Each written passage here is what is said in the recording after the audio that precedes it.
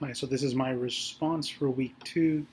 The main focus for the first part of the questions are the differences between the IEP and the 504.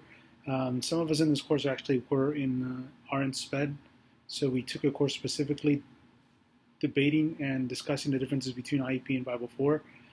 The biggest things is that 504 focuses and encompasses accommodations versus IEP's focuses on services provided or to be given to a student who requires further assistance.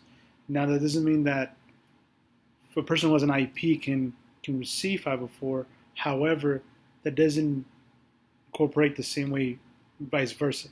So a person with a 504 does not mean that they require an IEP. So a student who might have, I guess, explain the video, like attention deficit disorder, might only require maybe sitting closer to the front of the classroom, um, certain services that allow him to pay attention more. Now, that doesn't mean that he or she requires an IEP. Should determination after a few services have been provided through accommodations is determined that the person doesn't need an IEP, then that's different. Some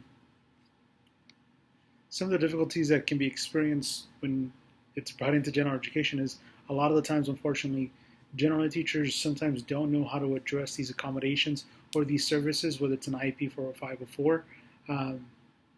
As a SPED teacher and the case carrier, if that's the case, you should want to inform these teachers of how to address it, or if you see something that may not be being addressed in their IEP or the 504, you as a SPED teacher are essentially a representative of the student and have every right to talk to the general ed teacher.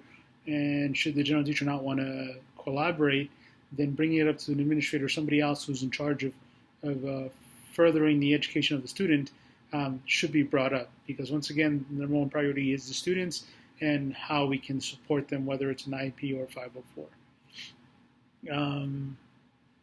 Some things I do disagree on is some of the systems that are used for developing an IEP are a little outdated. And unfortunately, sometimes they're grade level based, which is unrealistic because sometimes if you have an IEP, a student's cognitive understanding of a certain unit or standard might be that of a sixth grader, for instance, but the child is a seventh grader. And it has to be looked forward to seventh grade standards.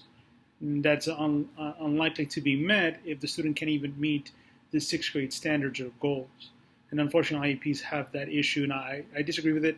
It's brought up a lot of times, and teachers have that issue with it a lot of times as well.